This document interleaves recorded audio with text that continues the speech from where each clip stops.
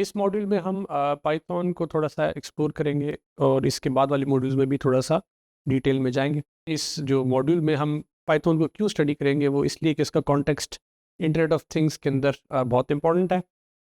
वैसे भी programming languages जो हैं वो इस्तेमाल होती हैं माइक्रो कंट्रोलर्स पे, चिपसेट्स वगैरह पे, लेकिन आईओटी के लिए पाइथन की बहुत इंपॉर्टेंस है।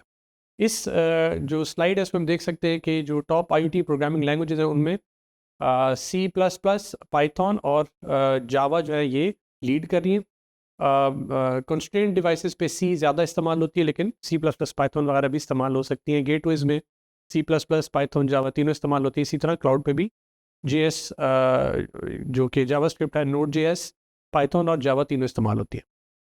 तो पाइथन क्यों? पाइथन आजकल जो है सबसे पॉपुलर प्रोग्रामिंग लैंग्वेज है और इंस्टाग्राम, रेडिट और मोजिला जैसी जो पूरी वेबसाइट्स हैं वो इसमें बनाई गई हैं। उसकी वजह क्या है? रीडेबिलिटी है अच्छी उसके अंदर, लॉजिकल फ्लो आसानी से ग्रास्प आप कर सकते हैं और लाइब्रेरीज बिल्ट इन है काफ़ी सारी जो कि इसको यूज़फुल बनाती हैं। और पाइथन जो है मॉड्यूलर भी है और एक्सटेंसिबल है, यानी कि आप उसको मॉड्यूल्स में डिवाइड करके, ब्रेकअप करके, उसको कंबाइन करके एक बड़ा स्ट्रक्चर बना सकते हैं। आईओटी के कॉन्टेक्स्ट में अगर देखें तो जो हाई लेवल लैंग्वेजेस है जिस तरह सी प्लस प्लस है, जो जावा है, वो उसके मुकाबले में पाइथन जो है वो कस्टम मेड है डिवाइस लेवल की लॉजिक को जो है डायरेक्टली इम्प्लीमेंट करने के लिए। और जो अमाउंट ऑफ डेटा जो है जो कि डील आपको करना पड़ता है, अगर ज़्यादा कॉम्प्लेक्स लैंग्वेज हो तो वो कम हो जाता है पाइथन के अंदर। इसी तरह आसानी से आप उसको डीबग कर सकते हैं, कोड कर सकते हैं और लर्निंग काफ़ी आसान है पाइथन की। तो वर्सटाइल एक्सटर्नल लाइब्रेरीज़ हैं जो आईओटी के अंदर इस्तेमाल हो सकती हैं और काफ़ी आसानी से मशीन लर्निंग वगैरह के जो है लाइब्रेरीज़ भी हैं मौजूद, वो और आप उसको बाकी कामों के लिए इस्तेमाल कर सकते हैं, जैसा प्लॉटिंग वगैरह, आप डाटा को देख सकते हैं। तो पाइथन काफ़ी ब्रॉड चीज़ों को कवर करती है और आसानी से लर्न की जा सकती है। यहाँ पे हम देख रहे हैं कि अगर आपने पाइथन अपने सिस्टम के ऊपर सेटअप करना हो तो कैसे किया जा सकता है। www.python.org इस वेबसाइट पे आप जाएंगे। यहाँ पे आपको जो है डाउनलोड्स में जब आप जाएंगे तो आपको डाउनलोड जो लेटेस्ट वर्जन नज़र आ रहा है जो कि आजकल पाइथन 3.1 3.7 है, आप इसको डाउनलोड करेंगे और उसके बाद आप उसको अपने कंप्यूटर पे इंस्टॉल कर देंगे। सी प्लस प्लस के मुकाबले में पाइथन आसान जो है उसकी लर्निंग है और जो है फ़र्क बेसिक ये है कि पाइथन जो है वो इंटरप्रेटिव है, यानी कि उसको राइट अवे आप रन कर सकते हैं। सी प्लस प्लस या सी को कंपाइल किया जाता है पहले, रन करने से पहले। कमांड्स जो हैं उसमें सेमीकोलन नहीं होता पाइथन के अंदर, जिस तरह जावा या सी प्लस प्लस में होता है। और हम देखेंगे किस तरह से हम कोडिंग की कर सकते हैं जो कि आसान है। जो पाइथन है उसको वीकली टाइप्ड कहते हैं, यानी कि आपने जब डिक्लेयर करना होता है वेरिएबल को, इस्तेमाल करने से पहले डिक्लेयर करना ज़रूरी होता है। पाइथन में ऐसा नहीं है, आप उसको राइट अवे जैसे भी आपने इस्तेमाल करना उसी वक्त आप डिक्लेयर कर सकते हैं। और जो आप टाइप उसको असाइन करते हैं वही टाइप होती है। फॉर एग्जांपल आपने उसको नंबर देना है, आपको ये नहीं कहना पड़ेगा कि इंटीजर होगा, आप उसको बस नंबर ही असाइन कर दें, वो नंबर हो जाएगा। तो हम देखते हैं आगे किस तरह से रन करते हैं।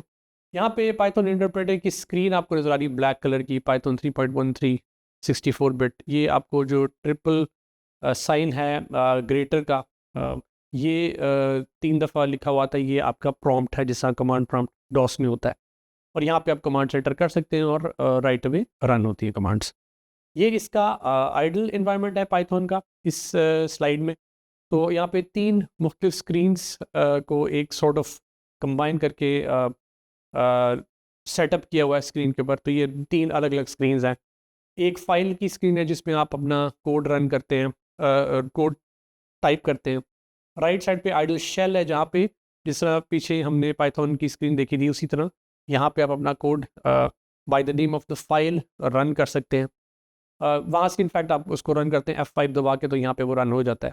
और नीचे जो है वो डीबग कंट्रोल की स्क्रीन है। तो ये थोड़ा सा एडवांस लेवल पे अगर आप जाएंगे कि आपने ब्रेक पॉइंट्स डालने हैं कोड के अंदर, आपने चेक करना है कहाँ तक कोड रन करता है सही तरीके से, तो वो डीबगिंग थोड़ा सा एडवांस्ड कॉन्सेप्ट है। वो आप जब आपकी ज़्यादा प्रोग्रामिंग स्किल्स अच्छी हो जाएगी तो आप कर सकेंगे। अभी आपको बता देगा राइट अवे के आपकी कोड के अंदर कहाँ पे मिस्टेक है, तो आप फिर उसको जाके वहाँ पे एडिट कर सकते हैं। ये ऑनलाइन अगर हम पाइथन को करना चाहें तो https www.online-python.com पे आपको ये इंटरप्रेटर इंस्टॉल्ड मिलेगा। आप उसमें अपना कोड जिससे यहाँ पे हमने लेफ्ट हैंड पे लिखा हुआ है वो आप टाइप कर देंगे। उसके बाद रन का बटन दबाएंगे तो राइट साइड पे आपका जो एनवायरनमेंट है वो इसको एग्जीक्यूट कर देगा और ये आपको यहाँ पे रिजल्ट्स देना शुरू हो जाएगा।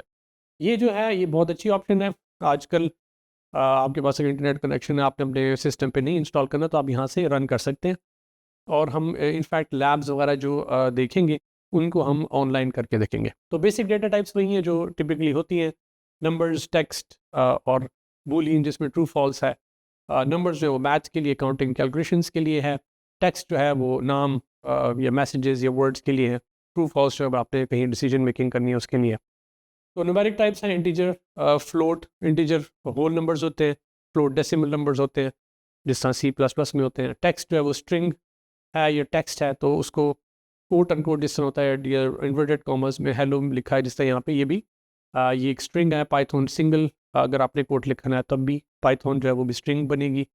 तो यहाँ पे 1 2 3 जो है वो अगर आप इसको कोट अनकोट में लिखेंगे तो ये स्ट्रिंग के तौर पर स्टोर होगी, यानी कि इसको ये नंबर नहीं समझेगा।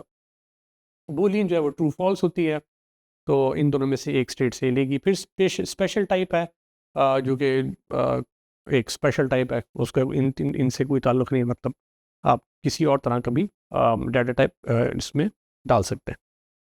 यहाँ पे इंटरप्रेटर पे अगर आप कमांड्स रन करें तो x इज इक्वल टू 5 लिखा है, ये टाइप किया आपने, उसके बाद टाइप TYPE और open parenthesis x close parenthesis अगर आप लिखें तो ये आपको बता देगा ये जो आपने डिफाइन किया है वेरिएबल ये किस टाइप का है। तो x इज इक्वल टू 5 ये इसको इंटीजर समझ रहा है, क्लास इंटीजर है इसकी बन रही है। अगर x को आप अगेन उसमें कोट एंड कोट या इन्वर्टेड कॉमर्स में लिख रहे हैं तो x is equal to this is next quote and quote में लिखा है। टाइप x जब आप करेंगे तो यहाँ पे इसको स्ट्रिंग के तौर पर वो आपको शो करेगा कि ये स्ट्रिंग आपने डिफाइन की है। इसी तरह x इज इक्वल टू 5.0 तो ये टाइप x जब आप लिखेंगे तो ये इसको फ्लोटिंग पॉइंट रिकग्नाइज करेगा। तो ये डेटा टाइप्स आप इंटरप्रेटर पे जाके देख सकते हैं।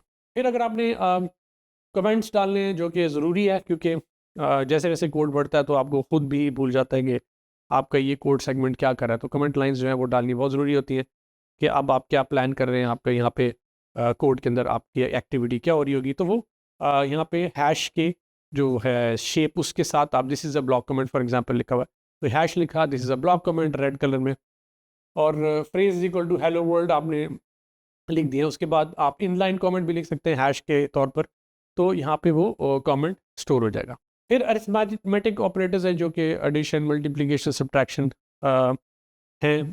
एडिशन प्लस माइनस जो है सब्ट्रैक्शन है, जो स्टार है मल्टीप्लिकेशन है, स्लैश है डिवीजन है, मॉडुलस जो परसेंटेज का साइन है, डबल स्टार जो एक्सपोनेंट है यानी कि वन रेस कोई भी number raise to the power another number जो है उसको एक्सपोनेंट कहते हैं। तो 2 रेस टू द पावर 3 को अगर आपने लिखना होगा तो 2 स्टार स्टार 3 लिखेंगे। यहाँ पे अरिथमेटिक ऑपरेटर्स जो है वो आप लेफ़्ट टू राइट मूव करते हैं, बट जो डिवीजन है मल्टीप्लिकेशन है ये प्रेसिडेंस लेते हैं एडिशन पे, तो ये 2 सेगमेंट में ब्रेक हो जाएगा। डिवीजन और मल्टीप्लिकेशन एक स्टेप में होगी, तो 2 ब्लॉक्स बन जाएंगे। 7 डिवाइड बाई 3 इंटू 1.2 एक स्टेप में होगा और 3 डिवाइड बाई 2 उसी स्टेप में होगा, फिर ये दोनों ऐड हो जाएंगे। ये मैथ इंपोर्ट फंक्शन आप करेंगे तो इसके अंदर कुछ बिल्ट इन मैथमेटिक्स के फंक्शंस हैं, absolute value, ceiling value, cosine value, floor value. तो कोसाइन आपने लेनी है रेडियंस में, या फ्लोर आपने एक नंबर को नीचे करना है, फॉर एग्जांपल 1.5 को फ्लोर करेंगे तो 1 आ जाएगा। तो ये जो मैथमेटिक्स के फंक्शंस है वो इसमें बिल्ट इन है। इसी तरह लॉजिकल ऑपरेटर्स जो हैं, अगर आपने कोई नंबर देखना है कि एक दूसरे नंबर के बराबर है, 1 डबल इक्वल टू 2, ये एक कंडीशनल स्टेटमेंट है, ये चेक करे कि 1 2 के बराबर है कि नहीं, और चूँकि 2 के बराबर नहीं है तो ये फॉल्स रिटर्न करेगा। यहाँ पे 1 + 1 डबल इक्वल टू 2 है तो ये एक्चुअली 2 इज इक्वल टू 2 बनेगा, तो ये ट्रू रिटर्न करेगा। फिर और रिलेशन ऑपरेटर्स हैं, नॉट इक्वल टू जो है एक्सक्लेमेशन इज इक्वल टू, ये नॉट इक्वल टू शो करता है। 2 less than 3 again false true statement है, तो ये दोनों एंड हो जाएंगी तो ये ट्रू स्टेटमेंट आपको दे देगी। तो ये रिलेशनल ऑपरेटर्स भी बिल्ट इन इसके अंदर है। यहाँ पे इफ स्टेटमेंट का शो किया हुआ है code segment if x is equal to greater than 4 print x is equal greater than 4, और ये इस ब्लॉक के बाद यहाँ पे इंटेंट खत्म हो जाता है। फिर print this is not in the scope of the if, यानी कि ये जो लाइन है ये इफ के सेगमेंट के अंदर नहीं है। थोड़ा सा टैब के साथ जो कॉलम है उसके साथ जो है वो पूरा का पूरा इफ ब्लॉक बनता है। इसी तरह यहाँ पे x is greater than 4 this is not in the scope of the if, ये दोनों लाइंस जो है वो हो रही हैं। यहाँ पे इफ और एल्स के ब्लॉक्स बन रहे हैं। इफ कंडीशन कोलन फिर स्टेटमेंट्स हैं वो आपने इंडेंट के साथ करना है, फिर उसके बाद एल्स कोलन उसकी स्टेटमेंट्स, यानी जो पहले कंडीशन में नहीं हुई वो इसमें एग्जीक्यूट हो रही होंगी। फिर आपके पास एल्स इफ वाली भी ऑप्शन है, if greater is greater equal to 90, तो आपके पास एक प्रिंट स्टेटमेंट है। Else if great is greater equal to 80, तो आपके पास दूसरी स्टेटमेंट है। सो ये आप इनको ब्रेक कर सकते हैं मुख्तलिफ एल्स इफ ब्लॉक्स में, इफ एल्स इफ और एल्स। और लूप जो है वो टिपिकल जो प्रोग्रामिंग की होती है उसमें variable name in group of values लिखा जाएगा और फिर स्टेटमेंट्स होंगी जो एग्जीक्यूट होंगी। तो यहाँ पे एग्जांपल है for x in range 1,6 column, तो 1 से 6 तक ये एक एक स्टेप में ऐड करेगा, और प्रिंट x और उसके बाद कॉमा और उसके बाद inverted comma squared is inverted comma comma x into x. ये बेसिकली प्रिंट पहले x करेगा, फिर स्क्वायर्ड इज स्ट्रिंग के तौर पर प्रिंट करेगा, फिर x इंटू एक्स इसका स्क्वायर्ड उसको प्रिंट करेगा। तो अगर आप इसकी आउटपुट देखें फॉर लूप में, पहले स्टेप में 1 स्क्वायर्ड इज 1 आ रहा है, अगले स्टेप में इंक्रीमेंट आ जाएगा x का, तो वो 1 जो है वो 2 हो जाएगा, तो फिर 2 स्क्वायर्ड इज 2 इंटू 2 आ जाएगा जो कि 4 है, अगले स्टेप में 3 हो जाएगा, अगले स्टेप में 4 हो जाएगा, और ये इसकी स्क्वायर्ड इस तरह शो करता रहेगा। फिर रेंज स्टेटमेंट है, स्टार्ट स्टॉप आप कर सकते हैं, और रेंज जो है start comma stop comma step भी दे सकते हैं कि अगर आपने किस स्टेप साइज के साथ आपने करनी है।